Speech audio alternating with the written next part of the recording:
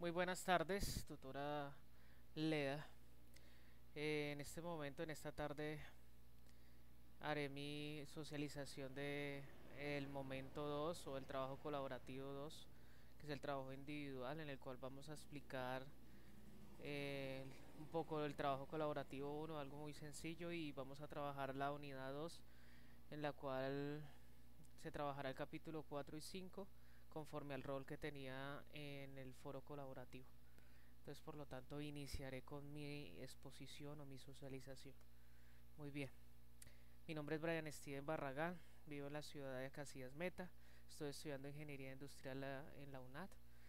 Tengo 31 años, soy trabajador independiente. Para el trabajo colaborativo uno encontramos y comprendí como tal la importancia de tener un muy buen equipo de trabajo. También aprendí muy bien lo que se debe de tener en cuenta en el momento de realizar una contratación, ya sea hablando de los formularios, cada uno de ellos, ya sea la PS, la ARS, algo de los riesgos profesionales como tal. También aprendí la parte de lo que es realizar una nómina, ya sea determinado el tiempo de laborados, y asimismo poderlos liquidar de una manera muy directa. Pero bueno, vamos a pasar al punto exacto de nuestra socialización, que es la unidad 2, el capítulo 4 y 5.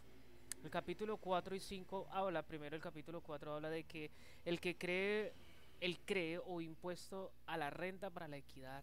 Dice, en este capítulo se abordará todo lo relacionado con la retención a la fuente para empleados y el pago de aportes para fiscales en razón a implementación del nuevo impuesto de renta para la equidad CREE y los certificados de retención. Muy bien. El capítulo 5 dice el régimen especial, reglamentos, Ministerio de Trabajo, protección a la maternidad y prestaciones sociales en caso de muerte del trabajo. Eso habla el capítulo 5. Bien, entremos en materia. El capítulo 4 dice el creo o impuesto a la renta para la equidad. ¿De qué tiempo se originó? Dice que eso fue el 1 de mayo de 2013 y se crea la retención en la fuente a título de CREE. Es una nueva retención en la fuente establecida a la ley de 1607 del 2002. El CREE dice que es un impuesto a la renta para la equidad. Es un impuesto de carácter nacional. El hecho generado de este impuesto lo constituye la obtención de ingresos que sean susceptibles de incrementar el patrimonio de sujetos pasivos en el año del periodo gravable. Muy bien.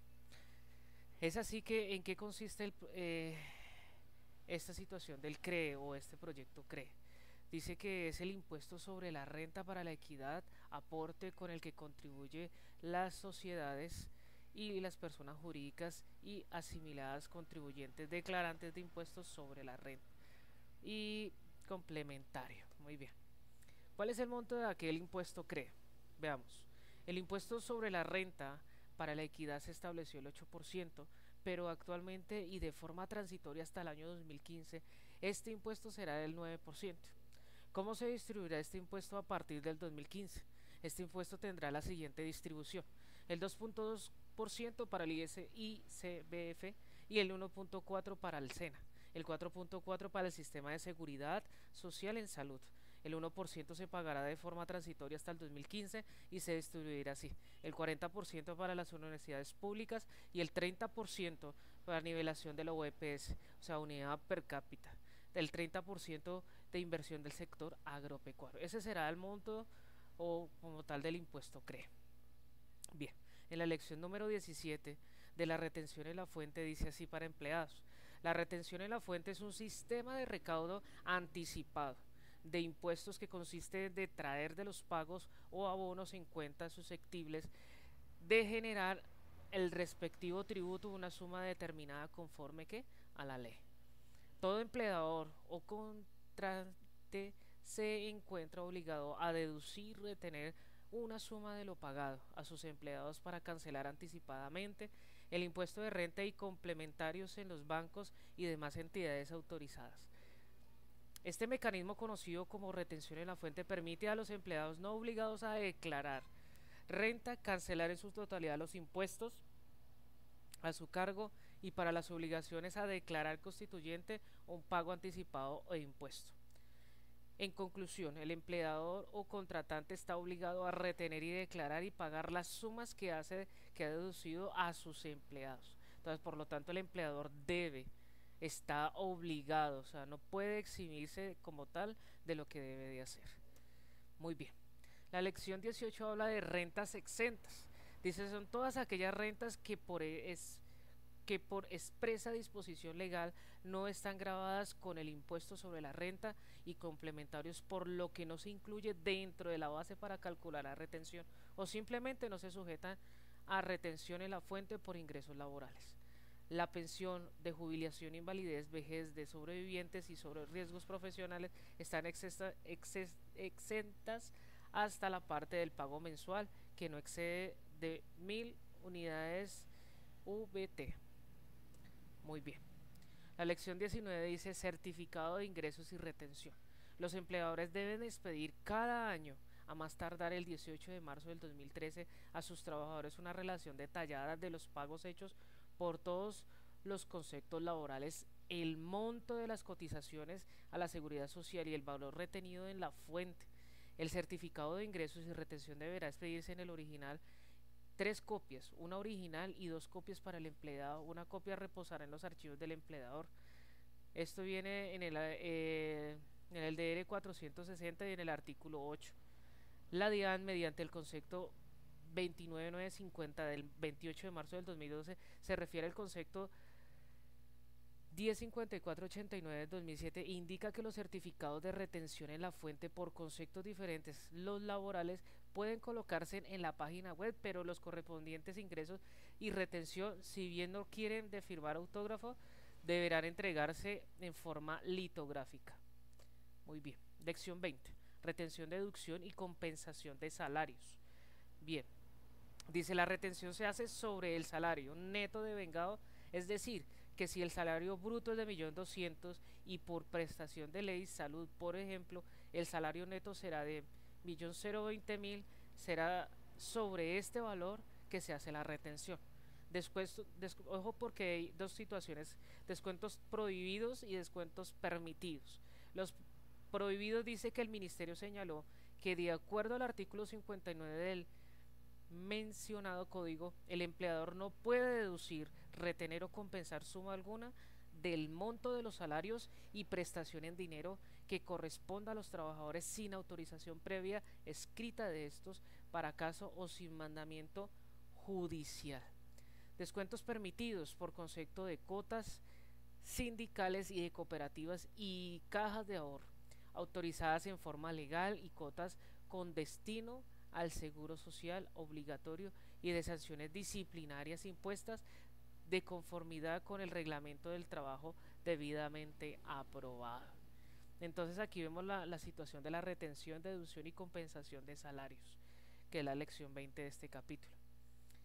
En el capítulo 5 vemos la lección 21, dice servicio doméstico. Entonces los anteriores estábamos hablando de la retención en la fuente, de cosas en sí, lo que les estaba comentando al inicio de la exposición. Pero ya partiendo del capítulo 5 vamos a hablar del servicio doméstico y como tal lo que está, o sea, lo que tienen derecho, lo que ellos tienen como derecho por ser servicio doméstico. En tiempos o en años pasados encontramos que el servicio doméstico era determinado como una persona que ayudaba, pero podíamos manipularla y podíamos de una manera u otra retenerles un debido ingreso laboral o un debido ingreso a nivel recursos. También no se les tenía en cuenta de pronto un tiempo de vacaciones, ni mucho menos. Pero eso ha cambiado muchísimo en estos últimos años, porque la ley ha beneficiado mucho el servicio doméstico. Es así que vamos a leer lo siguiente. Dice, el trabajador de servicio doméstico es aquella persona natural que a cambio de una remuneración prestada su servicio personal en forma directa en un hogar o casa de familia de manera habitual bajo continua subordinación o dependencia, residiendo o no en el lugar de trabajo una o varias personas naturales, en la ejecución de las tareas de aseo, cocina, lavado, planchado, cuidado de niños y demás tareas propias del hogar, tiene derecho a siguientes situaciones: jornada de trabajo y no podrá ser mayor a 10 horas. Salario, tiene derecho al pago de salario mínimo legal mensual vigente. Auxilio de transporte, esto lo hará si venga más de 2 salarios, ¿no? Eso ya depende también de la situación. Pero eso va también en un mutuo convenio también con el empleador, ¿no? Hay que tener muy en cuenta eso. Prestaciones sociales, dice, tiene derecho a eso, tiene seguridad social y vacaciones, ¿sí? Y la indemnización por despidos, llegado el caso, y algo que no puede estar fuera de su contratación es el tiempo de descanso. Ya si la persona concibe con ellos trabajar de domingo a domingo lo hará, pero por lo tanto no, eso ya es de palabra que hacen con el empleador. Muy bien. Algo que también nos muestra este capítulo 5 es la licencia por maternidad. Las trabajadoras del servicio doméstico en estado de embarazo tienen derecho a una licencia de 14 semanas en la época de parto, remunerada con el salario que devenga al entrar y disfrutar del descanso como tal. Protección de la maternidad para estos trabajadores. Finalmente, ninguna trabajadora puede ser despedida por motivos de embarazo o lactancia. Se presume que el despido se hizo por tal motivo y si ocurre dentro del periodo del embarazo, dentro del periodo comprendido los 3 meses posteriores al parto y sin autorización de las autoridades para proceder al despido, cuando éste se justifica, el empleador necesita autorización del inspector de trabajo o del alcalde municipal en lugares donde no existiera el inspector. Durante la licencia remunerada por maternidad, el empleador está obligado a conservar el puesto a la trabajadora. El despido en esta época es nulo. Entonces vemos muy bien que la parte de la maternidad es muy clave en un momento de estar laborando. Entonces la persona no puede ser despedida ni mucho menos. Reglamento interno del trabajo. Dice está obligado a tener un reglamento de trabajo todo empleador que ocupe más de 5 trabajadores de carácter permanente en empresas comerciales o más de 10 o más de 10 en empresas industriales o más de 20 en empresas agrícolas, ganaderas o forestales. En empresas mixtas, la obligación de tener un reglamento de trabajo existe cuando el empleador ocupa más de 10 trabajadores. El empleador publicará en una cartelera de la empresa el reglamento interno del trabajo y en las mismas fechas informará a los trabajadores mediante la circular interna del contenido de dicho reglamento, fecha desde la cual entrará en la aplicación. Como tal, entonces las empresas deben de tener su reglamento debidamente diligenciado y a la vista de todo empleado. El programa de salud ocupacional que debe tener de toda empresa es muy básico, es muy entregado a las personas. El programa permanente de salud ocupacional debe contener las siguientes medidas: actividades de medicina preventiva, actividades de medicina del trabajo, actividades de higiene y seguridad industrial, funcionamiento de comités de medicina, higiene y seguridad industrial. Entonces esas cosas deben de tenerlo muy bien las empresas. El Ministerio de Trabajo dice que facultades sancionatorias en el Ministerio del Trabajo dice así: las inspecciones de trabajo y seguridad social en el desempeño de sus funciones de competencias se regirán por los contenidos en la Constitución Política de Colombia, los convenios internacionales especiales de las organizaciones internacionales del trabajo ratificados por Colombia y las demás normas sobre la inspección del trabajo y de los ejercicios de la fundación administrativa. Funciones del Ministerio de Trabajo. El Ministerio de Trabajo cumplirá además de las funciones que determina la Constitución y en el artículo 59 de la Ley 489 de 1998 dice las siguientes.